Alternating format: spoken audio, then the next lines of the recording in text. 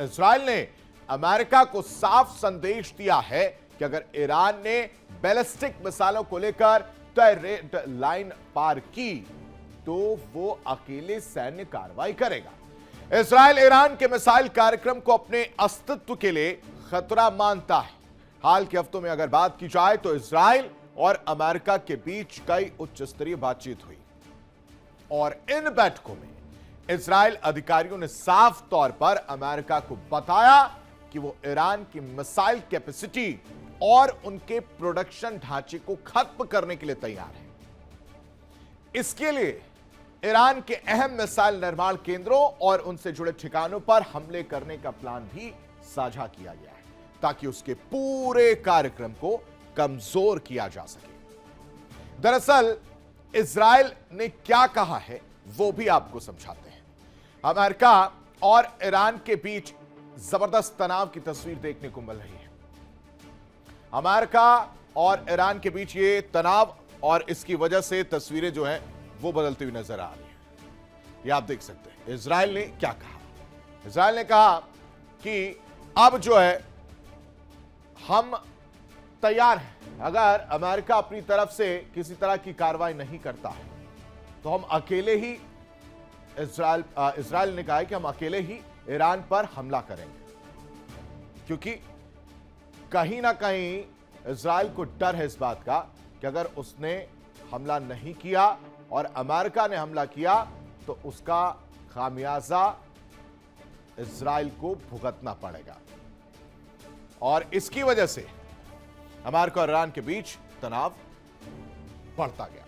बातचीत से अभी तक कोई हल नहीं निकला और ईरान अमेरिका तनाव में इजराइल का बड़ा बयान भी आ गया सामने, जिसमें अमेरिका को साफ संदेश दिया गया है। ईरान की बैलिस्टिक मिसाइलों को खतरा बताया गया है। 2000 से ज्यादा बैलिस्टिक मिसाइलें और उनकी रेंज जो कहीं ना कहीं खतरा बनती हुई नजर आ रही है। मिसाइलों की रेड लाइन अगर पार की गई तो हमला किया जाएगा। इजराइल ने मिसाइल कार्यक्रम को बहुत बड़ा खतरा बताया। ईरान को इजराइल किस तरह से अपना अस्तित्व का खतरा मानता है, आप समझ गए। और इजराइल ने अमेरिका से कहा है कि अगर ईरान हमारी तय की गई बैलिस्टिक मिसाइल रेड लाइन पार करता है तो इजराइल अकेले हमला करेगा। हालांकि उन्होंने यह भी कहा कि फिलहाल ईरान उस सीमा तक नहीं पहुंचा है, लेकिन इजराइल ईरान के अंदर हो रहे हर सैन्य और तकनीकी विकास पर लगातार नजर रखे हुए है कि वहां पर क्या चीजें हो रही हैं। रखना भी पड़ेगा, क्योंकि अमेरिका, इजराइल और ईरान इस वक्त ईरान के लिए कहीं ना कहीं बड़ी सरदर्दी है और इजराइल भी डरा हुआ है, क्योंकि ईरान जो है स्वतंत्र रूप से, अगर इजराइल की बात की जाए तो उनका देश स्वतंत्र रूप से कार्रवाई करने का पूरा अधिकार अपने पास रखता है। ईरान को ऐसे रणनीतिक हथियार दोबारा खड़े करने की इजाजत नहीं देगा जो उसकी सुरक्षा और अस्तित्व के लिए खतरा बन सकता है। इसी पर चर्चा करने के लिए तमाम मेहमान हमारे साथ जुड़े। सबका परिचय आपसे करा देते हैं। हमारे साथ colonel Shivdan Singh, defence expert के तौर पर हमारे साथ जुड़े, बहुत स्वागत है। हमारे साथ मेजर जनरल अनुज माथुर हमारे साथ जुड़े हैं, रक्षा विशेषज्ञ के तौर पर, बहुत बहुत स्वागत है सर आपका भी। और हमारे साथ विदेश मामलों की जानकार मल्लिका पांडे भी हमारे साथ जुड़ी हैं। सबसे पहले कर्नल शिवदान सिंह, आपका रुख करना चाहेंगे और समझना चाहेंगे कि आखिर इतनी जल्दबाजी इजराइल को क्यों देखने को मिल रही है कि वो साफ कह रहा है कि अमेरिका से कि अगर आपने कुछ नहीं किया तो हम कुछ ना कुछ करेंगे।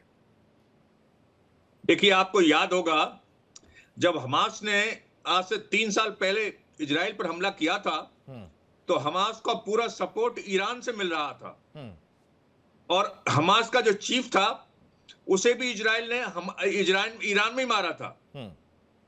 तो इजराइल को पूरा खतरा है कि यदि अमेरिका ईरान के खिलाफ कोई कार्रवाई नहीं करता है उसकी मिसाइल सीमा को पार करने के बाद भी, तो उसमें इजराइल उस पर हमला करेगा ईरान पर, क्योंकि इजराइल के लिए पोटेंशियल जो दुश्मन है इस वक्त उस एरिया में सबसे बड़ा दुश्मन ईरान ही है।